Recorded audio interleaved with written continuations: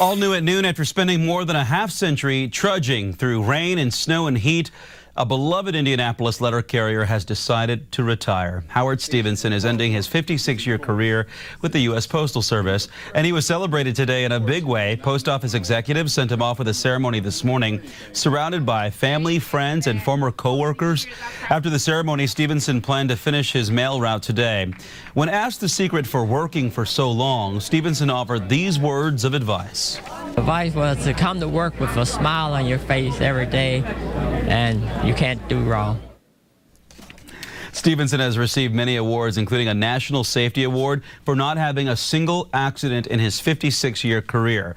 2 years ago, he was recognized for his record of driving 2 million miles without an accident, and we thank him for his service. New details now. If you live in Washington Township, then the choice is now yours. It was a unanimous decision. The latest attraction at the Children's Museum is out of this world, and quite literally, the Beyond Spaceship Earth exhibit allows kids to learn and play in a replica of the International Space Station. Families can learn about space viewing real space objects donated by former astronauts. Right now, the exhibit features the Liberty Bell 7, the second U.S. capsule ever flown out of orbit. The exhibit's developer says that Beyond Spaceship Earth helps museums' goals of bringing science to kids everywhere. We've done this with archaeology and paleontology, and we never really had a very big space presence. So this allows us to be on the forefront to celebrate space history, but also to talk about what new things are going on. And we have to know that the kids today are going to be our next astronauts. The final part of the exhibit brings space exploration even closer to the Hoosier State. The Astronaut Wall of Fame features more than 30 astronauts with ties to Indiana. The exhibit officially opens tomorrow. Exciting things there. A big day for 94 people who are now United States citizens, just in time for Independence Day. The naturalization ceremony at the historic Benjamin Harrison House is the final step after months of tests and paperwork. For some of the new citizens, the road to naturalization was a long one, but in the end, they say it was all worth it. I feel great. I feel great. Feel a citizen, part of the nation. Like I said, I mean, everything goes back to my kids and my family. It's almost like a reunion. A major theme for the ceremony was appreciating the diversity represented there. The new citizens hail from more than 30 different countries. The underground project is leading to some above-ground upgrades. Citizens Energy's Dig Indy project is building tunnels designed to keep raw sewage out of our waterways.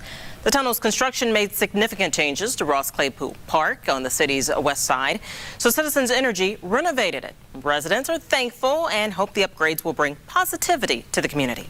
Hopefully we'll have a lot of people that's really enjoying themselves, other than, you know, some place you go to and it's a lot of crime and everything, but we're trying to hold it down here. People did come out to enjoy themselves today at the park's reopening. The park's new features include an upgraded basketball court, a freshly paved parking lot, and rain garden to collect stormwater. You won't find a slide or a swing set at Hummel Park's newest playground in Plainfield. Why? Because the new park is completely nature-based. Niagara Bottling awarded the attraction a grant worth $70,000 to build this playground in Hummel Park. The play structure's grand opening today couldn't have come at a better time. Township officials say thousands of people will have the chance to experience it this holiday weekend. On the 4th of July, we'll have an estimated 14,000 to 15,000 people here. And because of the splash pad and other facilities on the other side of the creek, we have buses coming in from surrounding counties. Play areas like this have two roles. First, they teach kids the importance of physical activity, and second, inspire an appreciation for the environment. The new playground features limestone steps, a climbing ladder, or a climbing boulder, I should say, and log benches made from fallen park trees. Very nice.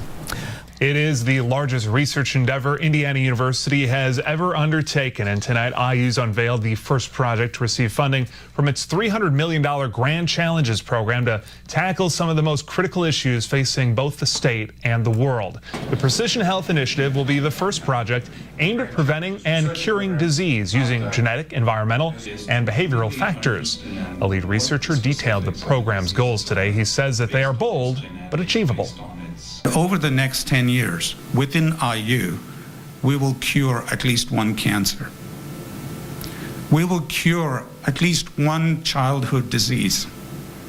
And we will create prevention methods for at least one chronic disease and one neurodegenerative disease. Genomic-based medicine. The Precision Health Initiative was chosen for funding out of 5 finalists. The program is expected to create 175 jobs and educate hundreds of students at IU. On RTV6.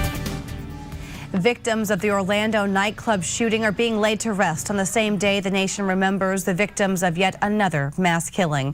Today marks 1 year since 9 people were killed at the predominantly black Emmanuel AME Church in Charleston, South Carolina. The Charleston community held a vigil today honoring the lives of those lost.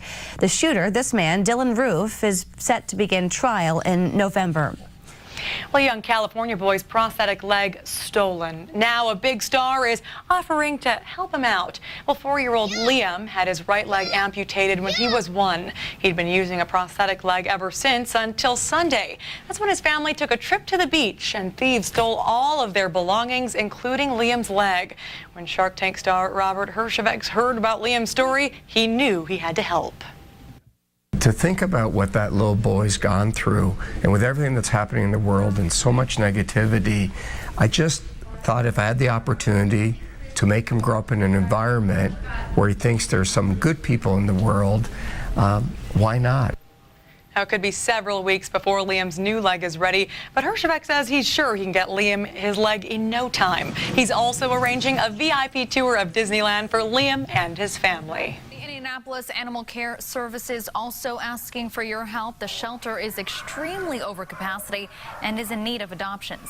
They can care for about 400 animals at a time, but right now the shelter is housing 560. They blame the high numbers on an unusual amount of owner surrenders and stray drop-offs. The shelter hopes anyone who can take in an animal will come out and to their adoption drive. So we are running an adoption promotion right now.